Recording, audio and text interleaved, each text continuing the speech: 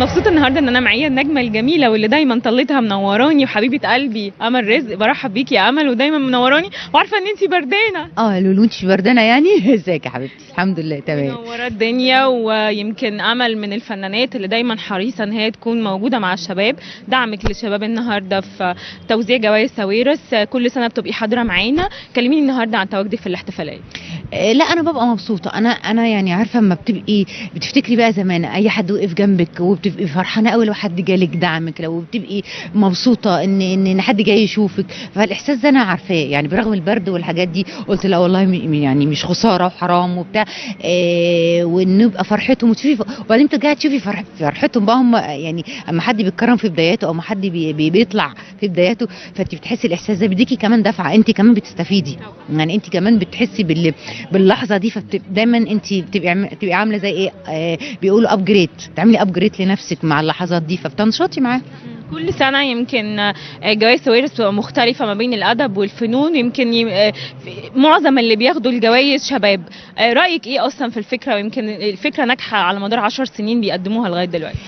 أنا طبعا مع ده جدا، لأن إحنا طبعا زي ما بقولك إحنا لما بتيجي بتعملي أبجريد لنفسك فبتتابعيها، كل ما بتطلعي جيل كل ما بيعمل تغيير، كل ما بيعمل إضافة. والجيل كمان اللي طالع ده دؤوب يعني.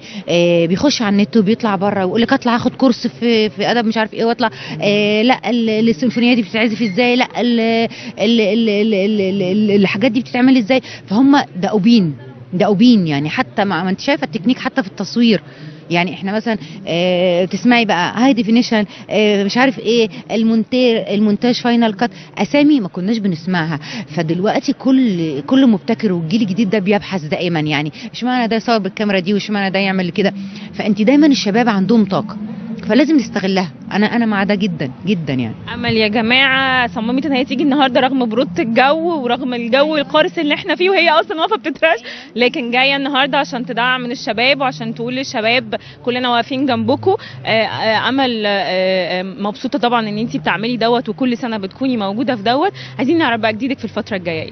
جديدي في الفتره الجايه احنا طبعا انت عارفاني رمضانيه شويه.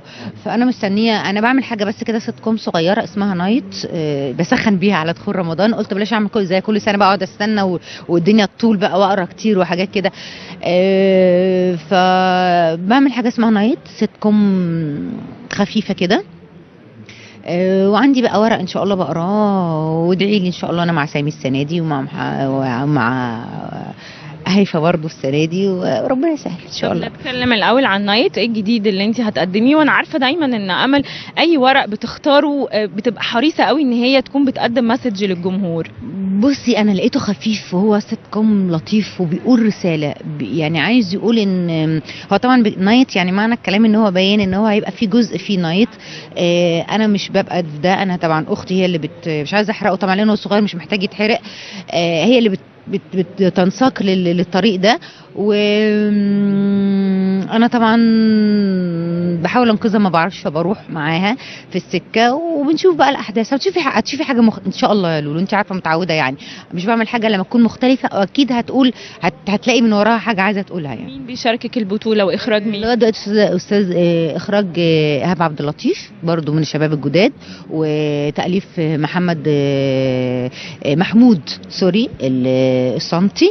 هم برضو شباب. محمود كان خريج المعهد وكان الاول دايما في الدفعه في السيناريو، والحمد لله ابتدى يكتب، وان شاء الله دي التجربه انا برضو بشتغل معاه عشان كده. معانا طبعا حتى استاذ عبد المنعم صادق اللي هو اهم مخرج ومصور واقف معاه وهو بيصور لايهاب. فالتجربه كلها عجباني بشكل لطيف جدا. معانا استاذ سعيد طرابيك، معانا مدام عايده رياض، معانا انا خايفه انسى حد يعني، بس معانا يعني نخبه جميله والباقي شباب كله. محمد سامي قدم امل رزق في مسلسل ادم بشكل مختلف تماما. يمكن المسلسل كان دورك فيه مركب، يمكن كانت كل الناس اكتر دور لفت نظرهم في ادوار السيدات كانت امل، لان الدور كان يعني شويه مركب شويه معقد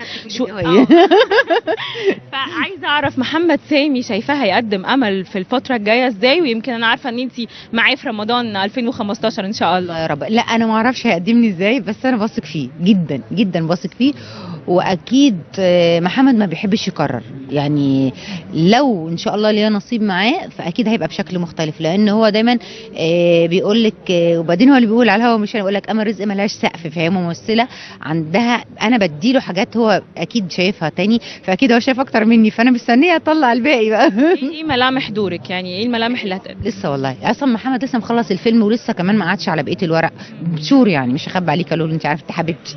انت كمان حبيبتي يا امل. طب استني، مع اخبارها ايه؟ السينما بتمنى، يعني بتمنى، كان عندي مشروع كده مع استاذ حسام الجوهري وما كملش مع الاسف، يعني شركه الانتاج او جهه الانتاجيه يعني مش منه يعني، بس كان عندي موضوع لطيف جدا وكنا هنجو وبعدين ما حصلش نصيب، ف اوكي.